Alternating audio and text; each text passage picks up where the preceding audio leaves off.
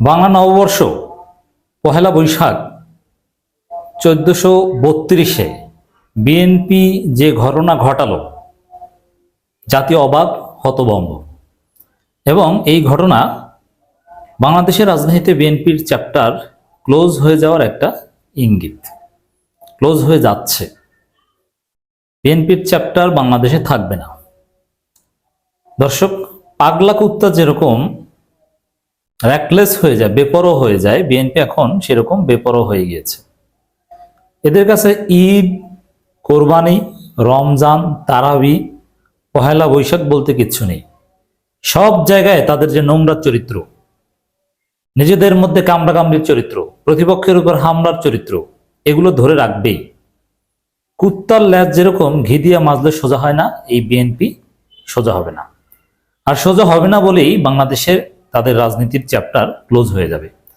দর্শক, পহেলা বৈশাখ এবার যেভাবে উদযাপিত হয়েছে সম্পূর্ণ ভিন্ন আঙ্গিকে। সমগ্র জাতি ইমপ্রেসড যে প্রফেসর ইউনূস কি উপহার দিলেন। কত সুন্দর সংস্কৃতি, দল মত ধর্ম বর্ণ নির্বিশেষে সবাই পহেলা বৈশাখ উদযাপন করেছে। এটা সত্যিকার অর্থে বাংলাদেশি জাতি যে একটা জাতি হয়ে উঠেছে তার প্রমাণ আমরা এই পহেলা বৈশাখে পেলাম। কিন্তু বিএনপি কি করেছে আপনারা দেখেছেন যে রুহুল কবির রিজভী বলেছে যে নববর্ষের আকাঙ্ক্ষা নাকি জনগণের ভোটাধিকার ফিরিয়ে দেওয়া। এই নববর্ষকে অপমান করেছে, বিকৃত করেছে, বাংলাদেশের সংস্কৃতিকে ধ্বংস করছে এইসব কথাবার্তা বলে। এটা তো একদিক আছে। দেখেন, নববর্ষ তো আর কত মানুষ পালন করেছে, কত দল মত, সমগ্র জাতি, এটা একটা জাতীয় উৎসব। রাজপথে ঈদের দিনে ঈদের নামাজ বাদ দিলে যে পরিমাণ মানুষ থাকে তার চেয়ে বেশি মানুষ আজকে থেকেছে। ঈদের নামাজে সমগ্র মুসলমানরা থাকে, এখানে মুসলমানের বাদে সবাই থেকেছে, একটা সার্বজনীন উৎসব। এই সুন্দর একটা মোমেন্টে বিএনপি কি করেছে দেখেন, মানে নেতিবাচক আকাম করা ছাড়া এরা কখনো চলতে পারে না। মানে সেই আওয়ামী যে চরিত্র, পুরনো চরিত্র, এগুলোই ধারণ করছে। নতুন বাংলাদেশের সাথে বিএনপি খাপ খাওয়াতে ব্যর্থ, এই কারণে বিএনপির রাজনীতি ক্লোজ হয়ে যাবে বাংলাদেশে। যেরকম আমরা বলি না যে আওয়ামী লীগের চ্যাপ্টার বাংলাদেশে ক্লোজ, বিএনপির চ্যাপ্টার ক্লোজ হয়ে যাবে, লিখে রাখেন। তার প্রমাণ, তার ইঙ্গিত এই পহেলা বৈশাখেও আমরা দেখলাম। তো এই ধরনের একটা সুন্দর মোমেন্টেও যারা এই আকাম ঘটায়, বুঝতে হবে যে তাদের মৃত্যু অনিবার্য, রাজনৈতিক মৃত্যু। বর্ষবরণ অনুষ্ঠানে যুব দলের হামলা, ইউএনও লাঞ্ছিত। আপনি চিন্তা করেছেন, এই বর্ষবরণ অনুষ্ঠানে যে দল হামলা করে, বিএনপি করেছে, যুব দল, সেই দলের দৌড় কত দূর, সেই দল যে ধ্বংস হবে। বাংলাদেশের সংস্কৃতির সাথে যারা গাদ্দারি করে, সংস্কৃতির উপর যারা হামলা চালায়, তারা টিকে না। আওয়ামী লীগ টিকে নাই, বিএনপিও টিকবে না।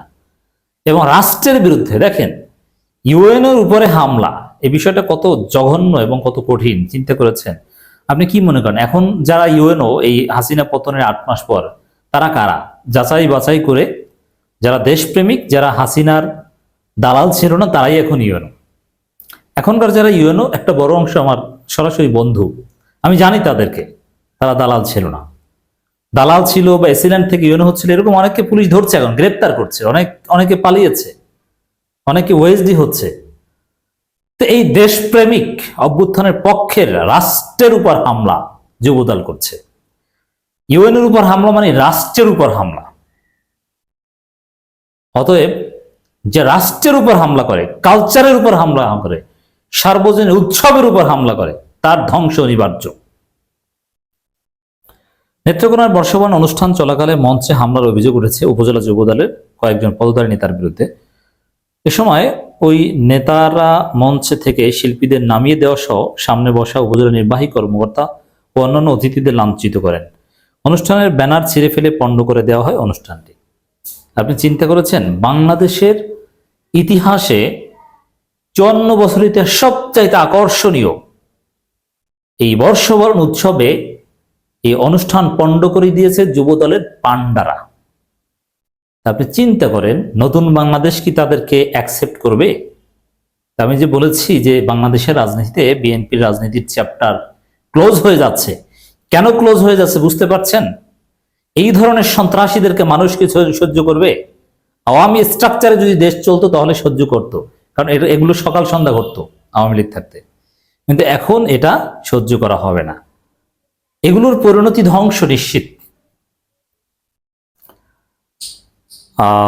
সোমবার 14 এপ্রিল দুপুরে আটপাড়া উপজেলা মুক্ত মঞ্চে ঘটনার অনুষ্ঠানের আয়োজন করে উপজেলা প্রশাসন।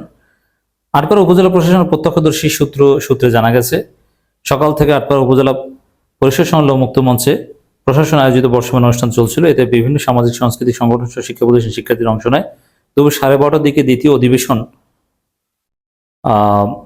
চলাকালীন উপজেলা প্রশাসন বিদ্যা নিকেতনের শিক্ষার্থীরা নৃত্য পরিবেশন করছিল। এই সময় উপজেলা যুবদলের সদস্য সচিব নূর ফরিদ খান, যুগ্ম আহ্বায়ক মুদাসসির হোসেন সহ ওরফে কাইয়ুম, কামাল হোসেন তালুকদার সহ স্বেচ্ছাসেবক দল ও ছাত্র দলের বেশ কয়েকজন নেতাকর্মী অনুষ্ঠানে উপস্থিত ছিলেন। পরে তারা ইউএনও অনুষ্ঠান বন্ধ করতে বলেন। এ সময় ইউএনও কারণ জানতে চাইলে মঞ্চের ব্যানারের স্থান হিসাবে কেন উপজেলা পরিষদ বঙ্গবন্ধু চত্বর লেখা হয়েছে একথা বলে যুগ্ম আহ্বায়ক মুদাসসির হোসেনের নেতৃত্বে নেতাকর্মী মঞ্চের শিক্ষার্থীদের নামিয়ে মঞ্চে থাকা ব্যানার ছিঁড়ে ফেলেন। প্রত্যক্ষদর্শী ইউএনও সহ কর্মকর্তাদের বাধা দিতে চাইলেও ওই নেতারা তাদের ধাক্কা দিয়ে সরিয়ে দেন।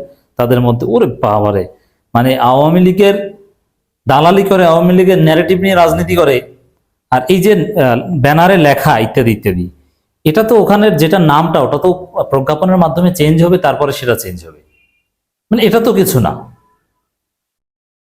দর্শক, মানে আওয়ামী লীগ বিরোধী শাস্তে গেছে, আসলে গেছে মাস্তানি করতে, মানে এদেরকে মনে হয় যথাযথ সম্মান টম্মান দেখানো হয় নাই ইত্যাদি ইত্যাদি। তো ইউএনওকে অশ্রাব্য ভাষায় গালিগালাজ করেন।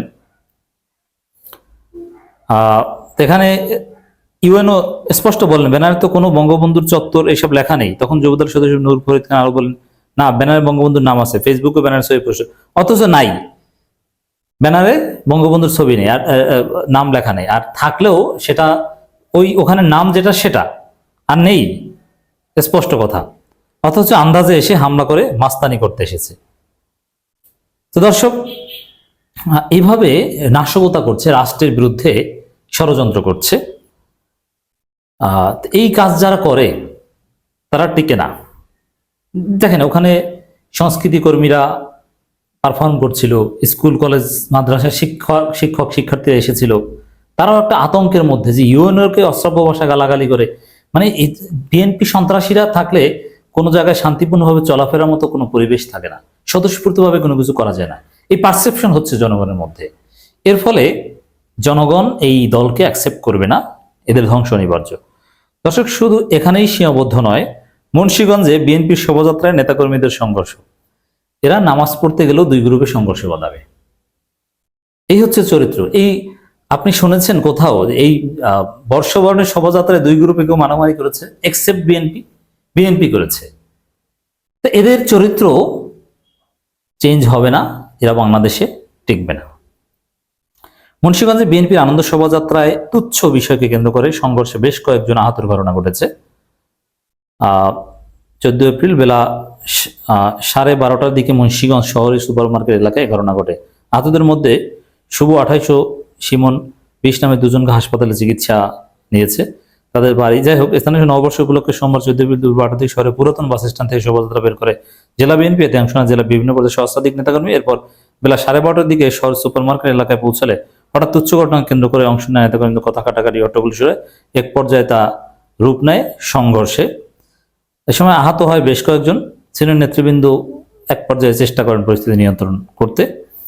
তো দর্শক, এদের কাছে সংস্কৃতি বলতে কিছু নেই, সব জায়গায় এরা ওই দুই গ্রুপে আধিপত্য বিস্তার, খাওয়া খাওয়ি এগুলো নিয়ে আছে।